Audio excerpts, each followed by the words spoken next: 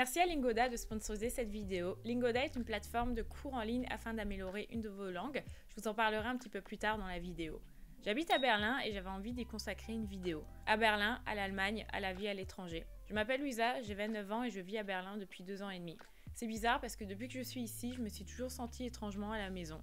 Ça va sans doute venir de mon éducation. J'ai grandi dans un village à la frontière franco-allemande, ce qui fait que mon éducation a toujours été infusée d'un pays qui n'est pas le mien, à savoir l'Allemagne, et en même temps qui est aussi infusée d'une région qui a ses propres coutumes, qui a vraiment son patrimoine, qui est l'Alsace. J'aime bien parler de l'Alsace comme d'un pays à part. Souvent quand on parle je sais pas, de notre enfance, de choses qu'on a pu vivre avec mes amis. Souvent je dis « Ah oui, moi en Alsace, on faisait ça quand j'étais petite », comme si vraiment l'Alsace c'est un pays à part. Et je trouve ça trop intéressant en France et c'est aussi une des choses qui fait vraiment la richesse de notre pays, c'est qu'on a vraiment un patrimoine qui est hyper diversifié et on a vraiment plein de régions avec ses propres coutumes, avec ses propres traditions. Il y a plein de régions qui ont encore son propre patois et je trouve ça tellement riche et c'est trop chouette. Ce qui est intéressant aussi, c'est qu'au sein même de ces régions, tu as des zones où tu as encore des sortes de sous-cultures. Moi, je vois beaucoup en Alsace, entre par exemple les Alsaciens du Bas-Rhin et les Alsaciens du Haut-Rhin. On a tous des façons différentes de parler l'alsacien et même par exemple au sein même du Bas-Rhin, selon la région, enfin pas vraiment la région, selon la zone d'où tu viens, il y a plein de choses qui ont différé, que ce soit au niveau de ton patois, que ce soit même au niveau par exemple tes spécialités culinaires. Moi je sais que ma grand-mère elle fait des plats de certains villages, donc c'est vraiment hyper spécifique. Et pour ma part, j'ai vraiment grandi dans un espace où la proximité avec l'Allemagne était très forte. Je suis pas allemande. Ok, je vous laisse insérer une énième blague sur l'Alsace et l'Allemagne. Allez hop, c'est bon, c'est fait. On peut passer à autre chose et parler en tant que personne mature. Mais je suis pas allemande et pourtant il y a certaines choses dans mon éducation que je trouve un petit peu germanophone, on va dire. Et c'est peut-être ça qui fait qu'aujourd'hui, l'espace dans lequel je suis a aussi du sens, à savoir Berlin. Ce que je m'apprête à dire à l'heure actuelle va être super niche. C'est vraiment pour les personnes qui ont eu une éducation avec, on va dire, des codes de l'Allemagne. Les autres personnes, vous risquez absolument pas de pouvoir suivre. Mais en tout cas, s'il y a des gens qui se reconnaissent là-dedans, je serais trop contente de pouvoir en parler avec vous en commentaire. Du coup, accrochez-vous, ça va être très rapide et j'ai plein d'informations à dire. Parlons de mon éducation et parlons de mon enfance. Quand j'étais petite, j'ai grandi avec la télé allemande. Par exemple, Super RTL, c'était vraiment ma passion. Mon dessin animé préféré quand j'étais petite, c'était Typisch Andy.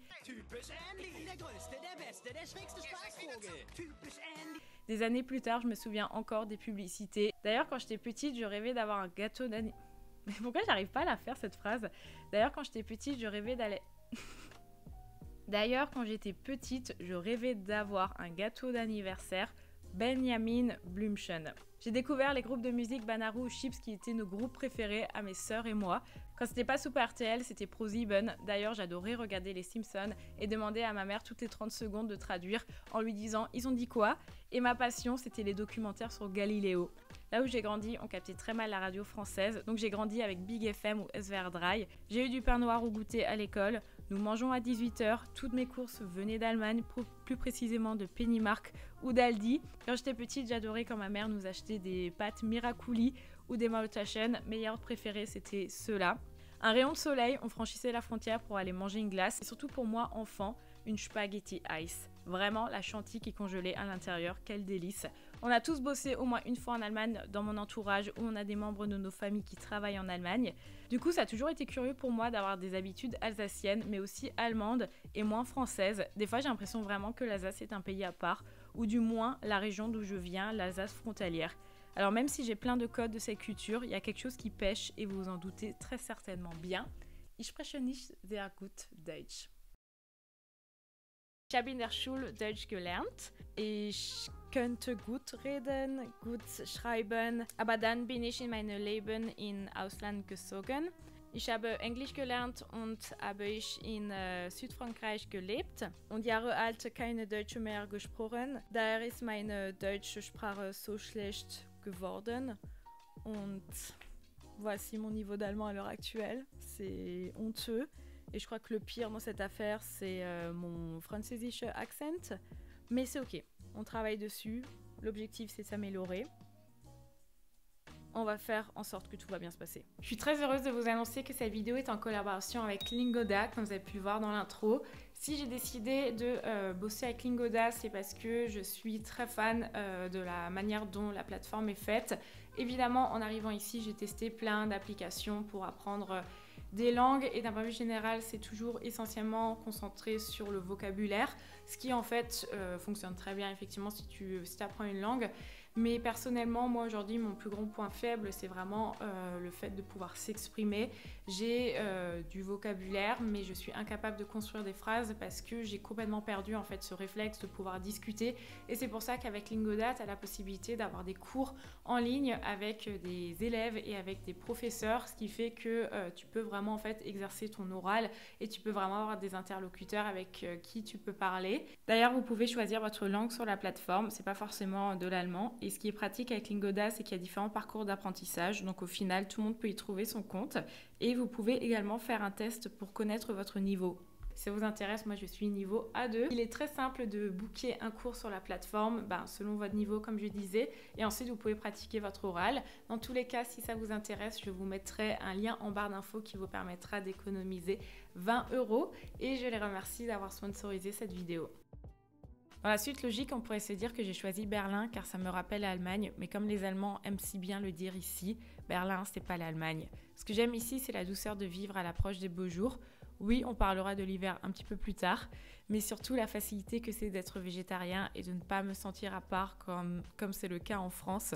Tout est d'une facilité déconcertante et même quand tu es végane, comment la nature est présente au sein de la ville. Tu peux te retrouver en forêt ou à côté d'un lac en transport en commun. On respire dans la ville, les trottoirs sont larges. J'aime la culture de la fête, le rapport au corps est différent et j'aime aussi rencontrer des gens de tous les horizons. Je n'ai jamais parlé, mais j'accorde beaucoup d'importance à l'amitié à l'étranger et j'avais un peu envie de m'exprimer par rapport à ce sujet dans cette partie de la vidéo. Je pense que c'est vraiment quelque chose d'assez particulier. Déjà, l'amitié en étant adulte, c'est un sujet que je pourrais dédier une vidéo entière à ça parce qu'il y a vraiment plein de choses à dire. Mais surtout quand tu vis à l'étranger, il y a quand même des codes qui sont un petit peu différents ou du moins, moi, c'est comme ça que je vois les choses. J'ai eu l'occasion de vivre à certains endroits. Alors, j'ai pas été quelqu'un qui a énormément bougé dans ma vie, mais j'ai quand même eu l'occasion de vivre du coup. Je viens de mon petit village en Alsace, puis après j'ai fait mes études à Strasbourg. Ensuite, j'ai fait un PVT en Australie, puis je suis allée à Toulouse, puis je suis allée à Bordeaux, et puis maintenant je suis ici. Ce qui fait que j'ai eu des groupes d'amis, j'ai eu des moments où j'ai pas eu d'amis, j'ai perdu de vue certaines personnes. Donc c'est vrai que j'ai un peu cette sensation d'avoir beaucoup de gens autour de moi et en même temps d'avoir personne parce que je suis quelqu'un qui a beaucoup de mal à garder contact avec les gens. Je trouve ça toujours compliqué de rester en contact avec des gens que tu vas voir une fois tous les 2 ans. Parce que je sais jamais dans quelle mesure il faut raconter des choses. Enfin, je sais pas, moi, à partir du moment où une personne n'est plus dans mon quotidien, j'ai de la difficulté à rester en contact avec elle. Et si c'est pas des personnes que je vois de façon régulière, j'ai vraiment du mal, tu sais, à envoyer des SMS pour dire « Ah tiens, il s'est passé ça dans ma vie ». Je sais pas, voilà, chaque personne est différente par rapport à cette problématique. Mais en tout cas, ça fait que dès que je suis dans un espace, pour moi, c'est hyper important d'être bien entourée parce que je pense que j'ai perdu beaucoup de gens en chemin depuis un sacré bout de temps, justement parce que je suis très mauvaise dans le fait de rester en contact avec les gens. Et depuis que je vis à Berlin, j'ai que des amis français. Je dis vraiment dans mes amis proches. Après, il y a d'autres personnes qui peuvent graviter autour. Et c'est rigolo parce que lorsque j'ai fait mon PVT en Australie, ma volonté, c'était vraiment de m'éloigner des Français au maximum pour pouvoir vraiment améliorer mon anglais. Et j'ai principalement traîné en fait à ce moment-là avec des personnes qui venaient d'Asie. Et c'est vrai qu'effectivement, ça fonctionnait. J'ai vraiment réussi à bien apprendre la langue. Mais je pense que c'était différent à ce moment-là parce que je sais que je restais seulement 1 an. Au final, je suis même restée moins. Je suis restée 9 mois en Australie. Et c'était une période de ma vie donnée. Ici, c'est différent. Je me suis vraiment installée dans un autre pays. Donc, il y a un peu ce truc de vouloir recréer une famille. dans un nouvel espace. Et pour moi, ça a du sens de le faire avec des personnes francophones. Je pense que des fois, ça fait vraiment du bien d'être avec des gens du même pays. Je sais qu'il y a un peu ce fantasme de personnes qui vivent pas forcément à l'étranger et qui se disent bah tiens, pourquoi est-ce que t'as pas des amis qui viennent de l'autre bout du monde?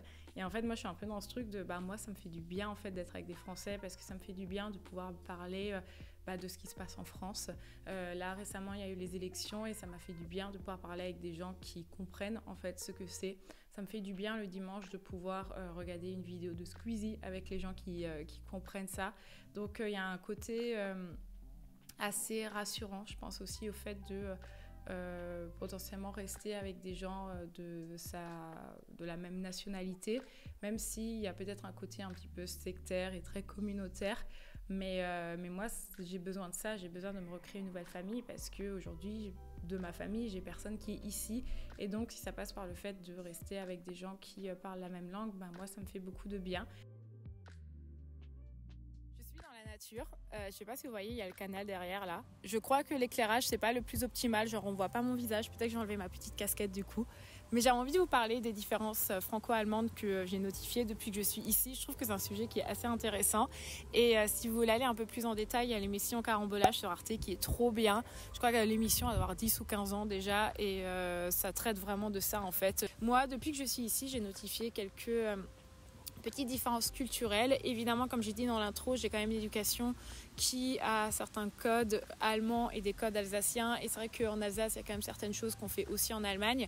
Typiquement, en Allemagne, tu as la culture de la pause café, en fait, la pause gâteau-café, café-couronne. Et j'avais lu un article là-dessus en mode c'est même encore plus qu'une tradition, c'est genre vraiment culturel ici. Et en Alsace, c'est exactement pareil. On fait aussi des pauses café-gâteau. Et c'est pour ça qu'en fait, des choses qui vont peut-être surprendre d'autres personnes, moi je les ai pas forcément notifiées. En Alsace, à 17h30, on est au restaurant pour pouvoir manger à 18h. Alors je sais que lorsque je parle avec des Français qui viennent peut-être plus du sud, qui vont me dire mais en fait les Allemands, qu'est-ce qu'ils foutent à 17h30 au restaurant? Et moi je suis en mode je sais pas, moi j'ai grandi là-dedans. Donc je sais des choses que moi, m'ont surprise dans mon prisme personnel. Évidemment, c'est propre à chacun et une fois de plus, c'est pas forcément péjoratif pour la culture allemande. Je trouve ça juste à chaque fois hyper riche de parler des différences culturelles. Et ouais, je vais en sélectionner quelques-unes. J'ai fait une super liste. En fait, c'est une liste que je tiens depuis que j'ai emménagé ici. Je pourrais pas vous parler de tout. Ça serait une vidéo qui serait beaucoup trop longue. Et si c'est un sujet qui vous intéresse, dites-moi en commentaire. Je pourrais vraiment dédier une vidéo à ça ou en faire un réel. En vrai, je pourrais plutôt faire une série de réels. Ça peut être rigolo. Dites-moi si c'est un truc qui peut vous intéresser ou pas. Il y a un truc qui est assez rigolo que j'ai remarqué, je ne sais pas si c'est un lien avec le fait que les Allemands payent principalement en cash et très peu avec la carte bleue, ou le fait qu'ils ont un peu peur de la technologie, j'ai l'impression. Mais typiquement dans un magasin, par exemple comme un supermarché, où la dernière fois j'étais au DM, il y avait plein de queues à la caisse et en fait tu avais une caisse automatique et pourtant tu vois la caisse automatique elle était vide et j'ai grave l'impression qu'il y a ce truc où ici ils vont toujours préférer l'humain à des choses un petit peu plus technologiques. Je trouve ça assez rigolo. Il y a effectivement le fait d'aérer à fond, genre c'est un vrai truc d'aérer tout le temps. J'en avais parlé d'ailleurs dans ma vidéo sur Club Maté. Nous, c'est marqué dans notre contrat qu'on a obligation d'aérer l'appartement plusieurs fois par jour. Le lit en Allemagne est différent, c'est 2 matelas. Du coup, avec d'ailleurs des coussins qui sont vraiment très grands. Les coussins sont énormes ici, je sais pas pourquoi. Et je me demande si c'est pas scandinave aussi où il y a un lit avec 2 matelas. Je sais pas du tout.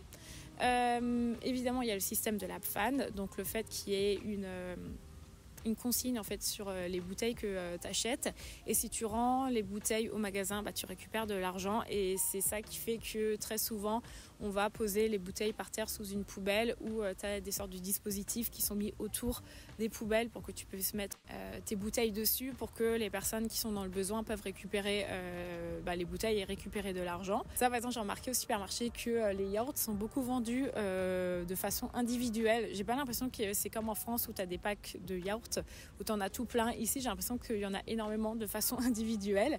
Donc c'est vraiment plein de petits faits comme ça. Ils sont des gros buveurs d'eau gazeuse, vraiment. Et j'ai l'impression que c'est pas la même eau gazeuse que chez nous. J'ai l'impression qu'elle a un autre goût. En tout cas, moi perso, je suis pas trop fan. Les feux d'artifice, ils sont complètement zinzin des feux d'artifice au Nouvel An. Vraiment, ce peuple a un souci avec les feux d'artifice, j'ai envie de dire. Je dis ça, mais en vrai, nous, à la frontière franco-allemande, s'il faut faire péter des feux d'artifice, tout le monde le fait. Chaque année, il y a quelqu'un qui perd sa main. Quel enfer. D'ailleurs, feux d'artifice, quel enfer pour les oiseaux. Le nombre d'oiseaux qui font des crises cardiaques, genre c'est trop triste. J'ai vu des vidéos et tout, j'étais en train de chialer. Vraiment pas ouf les feux d'artifice. Mais ici, dès que c'est Nouvel An, je pense que 90% des oiseaux doivent mourir tellement qu'ils sont cinglés de feux d'artifice. Ça, c'est hyper spécifique. J'ai remarqué que les Allemands ne comprennent pas le sarcasme. Et c'est vrai, la dernière fois, on faisait du ping-pong avec des Allemands. D'ailleurs, très allemand aussi de faire du ping-pong. Et on a fait des blagues, en fait, et ils ne comprenaient pas du tout. Et c'est pas la première fois que ça m'arrive où je capte que vraiment les Allemands, ils n'arrivent pas à comprendre le second degré. Alors évidemment, quand je dis les Allemands, c'est un peu cliché. Je ne suis pas en train de dire qu'ils sont tous comme ça. Mais c'est en tout cas l'expérience que j'ai faite. Et je n'ai pas du tout envie d'avoir un discours discriminant par rapport à une culture sous prétexte que c'est pas ma culture. Je veux dire, on s'entend, évidemment. Il n'y a pas de volets. J'ai l'impression qu'il n'y en a pas autant que chez nous. Après, je ne sais pas, c'est peut-être spécifique par rapport aux villes. Et c'est peut-être parce qu'il y a beaucoup d'anciennes constructions. Je suis en train de me poser la question, par exemple, dans les anciennes constructions en France. J'ai quand même l'impression qu'on met des volets électriques, en fait. Mais c'est vrai qu'ici, il n'y en a pas. Là, je regarde partout, il n'y a pas de volets. Donc, on a des rideaux à l'intérieur pour fermer. On paye énormément en liquide, ça j'en ai déjà parlé plein de fois. Il y a d'ailleurs un épisode sur Carambolage qui explique le pourquoi du comment et c'est intéressant si vous avez envie de savoir. Manger des glaces dès qu'il fait beau, c'est-à-dire que dès qu'il fait beau, tu peux être sûr que tous les glaciers, il y a une file de zinzin parce que les gens ont envie de manger des glaces. Un truc qui m'a vraiment surprise, c'est les pubs pour les clopes. Ça, c'est un truc que je m'y ferais toujours pas et pour les dentistes aussi. Donc je trouve ça assez curieux. Un truc aussi qui me surprend ici, c'est, alors je ne sais pas si c'est à Berlin spécifiquement ou si c'est dans toute l'Allemagne ou si c'est selon les différentes régions, le volume des sirènes, des ambulances, c'est n'importe quoi. Vraiment, c'est ahurissant. Le truc, ça te détruit les oreilles. Donc ça, ouais, c'est vraiment spécial. Évidemment, leur amour pour les asperges. Les Allemands et les asperges, c'est une énorme...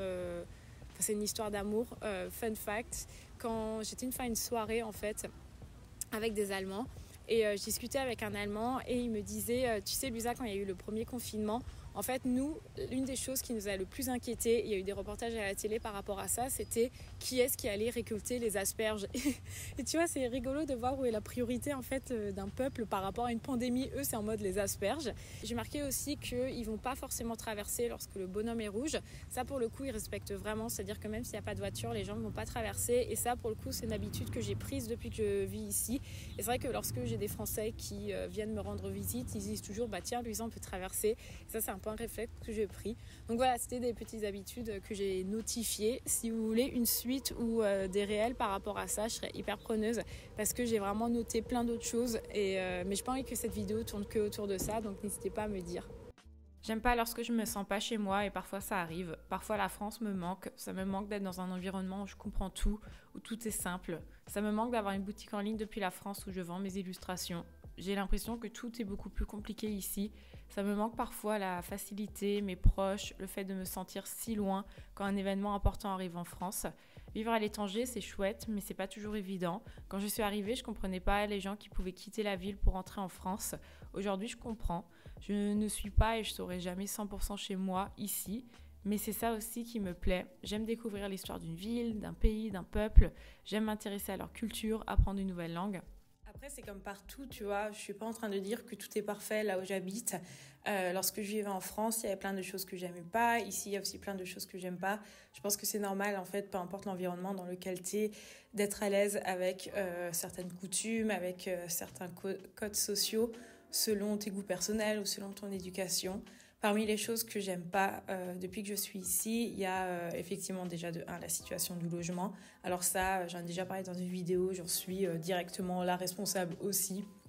Il y a tellement d'immigration en fait à Berlin et donc forcément nous, on est les personnes qui faisons augmenter les prix, on est les personnes qui faisons qu'il y a moins de logements.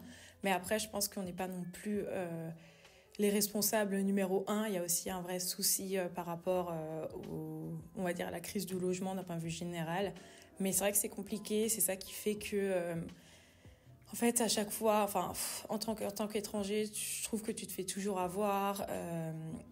Je sais pas, moi, j'ai jamais eu vraiment de contrat de location qui était 100% OK depuis que je suis ici. Enfin, vraiment, j'ai eu que des dingueries, j'ai l'impression. Et pour vous donner un peu un ordre d'idée, vraiment, il y a tout qui est autorisé, j'ai l'impression. En fait, c'est tellement dur de trouver un logement que les propriétaires vraiment abusent et mettent soit des loyers qui sont hyper élevés. Et vu que tu es obligé d'avoir un toit, tu les acceptes. Soit ils peuvent mettre des conditions qui sont complètement ubuesques, j'ai envie de dire, dans le contrat. L'été dernier, on aurait eu l'occasion, via des potes, d'avoir un autre appart. Et en fait, la propriétaire avait clairement mis dans le contrat qu'elle souhaitait dormir de temps en temps en fait, dans l'appartement. C'est-à-dire qu'elle sous-louait en fait, son appart. Et donc, elle vivait dans une autre ville. Et donc, de temps en temps, si elle venait faire des vacances à Berlin, elle aurait dormi dans notre salon. Et c'était très clairement écrit, en fait, par exemple, dans le contrat. Donc, il y a vraiment de tout, en fait. Et ça, des fois, je trouve ça quand même assez compliqué. J'ai beaucoup de mal avec la bureaucratie. Il y a quand même beaucoup, je trouve, de choses à faire en Allemagne au niveau des papiers. J'en ai déjà parlé dans des vidéos. Vraiment, les Allemands et tout ce que tu peux faire par papier, ils sont en mode numéro un. C'est notre amour numéro un. J'en ai déjà parlé, ils continuent à envoyer des fax. Il y a tellement de choses qui se fait par courrier, qui se fait pas sur Internet. Vraiment, les gens, ils sont en mode, ouais, l'Allemagne, c'est trop un pays technologique et je suis en mode pas du tout par rapport à ça. Top. Un des choses que je déteste le plus en Allemagne, je sais même pas pourquoi c'est pas mon numéro un. La Deutsche Bahn, vraiment, la Deutsche Bahn, c'est l'équivalent de la SNCF et j'ai jamais vu un système ferroviaire aussi pété qu'en Allemagne. À un moment, mon compte Instagram était devenu un compte hate de la Deutsche Bahn, tellement que j'ai eu à chaque fois des problèmes avec. Il y a tout le temps des soucis en fait. Et à chaque fois, les gens ils disaient « Ouais, mais ça peut pas être pire que la SNCF. » Si. Venez un jour voyager en Allemagne et vous en reparlerez après. Le nombre de fois où... En fait, c'est une dinguerie. Genre, vraiment, les trains sont annulés tout le temps. Le nombre de fois... Alors, moi, ça m'est jamais arrivé. Mais je connais des potes qui ont dû dormir dans des hôtels parce qu'il n'y a plus de train. Même la vitesse à laquelle le train, il roule. Genre, c'est n'importe quoi, en fait. C'est-à-dire qu'on avait regardé la dernière fois pour faire Berlin, mon village en Alsace, en voiture versus le train. Et en fait, c'est exactement la même durée, tout simplement parce que les trains ne roulent absolument pas vite. Genre vraiment, les TGV, quand je vois le kilométrage, je me questionne en fait pourquoi est-ce que c'est un TGV, sachant que ça ne roule absolument pas vite. Il y a un documentaire qu'on m'avait un jour envoyé et qui expliquait qu'en fait, c'est un petit peu plus complexe que ça. Il y a un vrai lobby de la voiture en Allemagne. Il y a eu effectivement aussi plein d'histoires par rapport... à ce groupe qui est la Deutsche Bahn et tout, ce qui fait qu'il y a une justification au fait que les trains, c'est pas ce qu'il y a de plus optimal. Mais quand même, genre vraiment, je suis numéro un pour l'écologie, mais plus d'une fois, j'ai regardé pour prendre l'avion parce qu'il y a un moment... voilà, moi je suis freelance, mais qui a le temps honnêtement de passer 16 heures dans un train juste parce qu'il y a des soucis en fait. Donc ça, vraiment, c'est un truc que j'aime pas non plus. Le dimanche, c'est un jour qui est très calme ici. Et même si je respecte, et c'est très bien, des fois il y a des jours où j'ai envie de passer l'aspirateur, j'ai envie de dire, je sais que moi par exemple je suis dans un immeuble où c'est très allemand, et donc du coup ils peuvent être vraiment très chiants les voisins. Si tu fais du bruit à partir d'une certaine heure, une fois de plus je te dis pas de genre faire une maxi fête, je te dis genre juste potentiellement avoir quelqu'un à dîner, passer 22h, la voisine Maxi Allemande elle sonne, elle est en mode c'est 22h, je vous entends, et je suis là. C'est comme ça. Et je suis sûre, et je ne l'ai jamais fait, que si je passe l'aspirateur le dimanche, elle va sonner pour dire c'est temps calme le dimanche, on ne peut pas. Parmi les choses que j'aime pas aussi à Berlin, alors ça c'est un peu le problème, c'est que genre quand j'ai des vidéos sponsor, c'est trop bien parce que c'est ça qui me permet en fait de me rémunérer et de faire plus de contenu. Mais une vidéo sponsor fait qu'il y a plein de choses que tu peux pas évoquer dans tes vidéos non plus. Donc j'en parlerai peut-être dans une autre vidéo, il y aura pas de sponsorisation. Mais effectivement, il y a un vrai rapport aux excès dans cette ville qui est quand même très très très présent. Vous lisez entre les lignes parce que vidéo sponsor, j'ai pas le droit d'en parler. Mais en tout cas, il y a un vrai souci, je pense aussi, à ce niveau-là où la limite entre faire la fête et avoir vraiment des problèmes de santé mentale et d'addiction est quand même très très très mince. Et d'un point de vue général, je trouve que ça peut vraiment isoler socialement. Mais j'en parlerai ça dans une autre vidéo.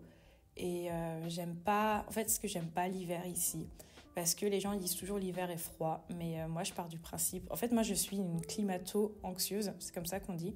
Je suis hyper anxieuse par rapport au réchauffement climatique.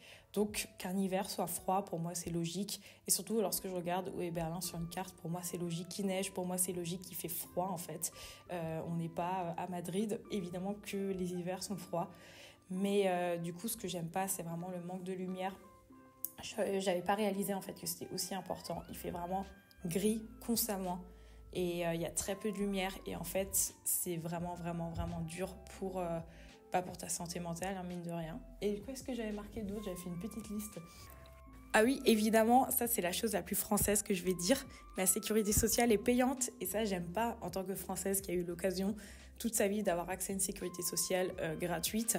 Ici, c'est payant en fait, c'est soit ton employeur qui la paye et si comme moi t'es freelance, tu payes toi-même ta sécurité sociale. Pour moi, vivre à l'étranger, c'est aussi être dans des espaces où on se sent peut-être plus libre et on ose faire plus de choses. Je sais que j'entends souvent des gens dire « Ouais, en France, on est grave fermé par rapport à plein de sujets », ce qui n'est pas vrai. On a quand même une ouverture d'esprit sur certains points par rapport à d'autres pays. Mais oui, c'est comme partout, en fait, c'est pas parfait. Mais je pense qu'il y a un vrai truc aussi qui fait que lorsque tu es à l'étranger, tu n'es pas dans ton pays, tu n'es pas dans tes habitudes. Donc naturellement, tu vas beaucoup plus oser. Je pense que ça nous est tous déjà arrivé lorsqu'on part en vacances d'essayer des tenues qu'on n'essayerait pas chez soi.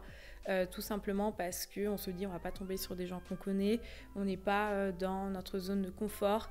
Ça nous est tous déjà arrivé, tu sais, même de... Enfin, c'est tout bête, moi, typiquement, j'ai pas de souci à vlogger avec une caméra si je pars en vacances dans un autre lieu. Par contre, tu me demandes de le faire là, maintenant, à Berlin, vu que je considère ça à la maison. Je suis pas capable de le faire en France, mais hors de question. Et je pense que ouais, le fait d'être à l'étranger, naturellement, ça te donne quand même plus de courage pour tenter des choses. Mais c'est ça aussi, vivre à l'étranger, c'est sans cesse apprendre, sans cesse être en dehors de sa zone de confort. Et je trouve que c'est vraiment un apprentissage et une éducation qui est hyper riche. Et je suis super contente de pouvoir expérimenter ça. Une des questions qui revient les plus souvent, c'est combien de temps est-ce que j'ai l'intention de vivre ici? Et pour être transparente, je ne sais pas du tout. Je suis quelqu'un qui fait très peu de projets dans sa vie générale. Même si tu me demandes où je suis dans 6 mois, je ne pourrais pas répondre. J'ai toujours fonctionné comme ça. Ça vient peut-être du fait que je sois freelance et que ça fait 7 ans que je me suis habituée au fait que mon métier est très instable et que ça peut s'arrêter du jour au lendemain, façon de parler. Et donc, je pense que j'ai un peu appliqué ça dans ma vie aussi en me disant que... tout est instable d'un point de vue général. Donc je sais pas, pour le moment je reste ici. Je suis très contente, c'est chouette d'être ici. Et j'espère que cette vidéo aura pu résonner en vous, que vous ayez fait, je sais pas moi, 6 mois à l'étranger pendant vos études, que vous voyagez, que vous n'êtes peut-être pas intéressé non plus par le fait de vivre à l'étranger. C'était un peu un sorte de partage d'expérience et un partage de pensée. Dans tous les cas, je vous remercie de m'avoir écouté. J'espère que ce contenu vous aura plu. Si c'est le cas, n'hésitez pas à commenter et à laisser un j'aime. C'est toujours hyper important. Et une fois de plus, je remercie Lingoda d'avoir sponsorisé cette vidéo. Si ça vous intéresse, je vous mettrai le lien en barre d'infos pour pouvoir économiser 20 €. Et je vous dis à très bientôt.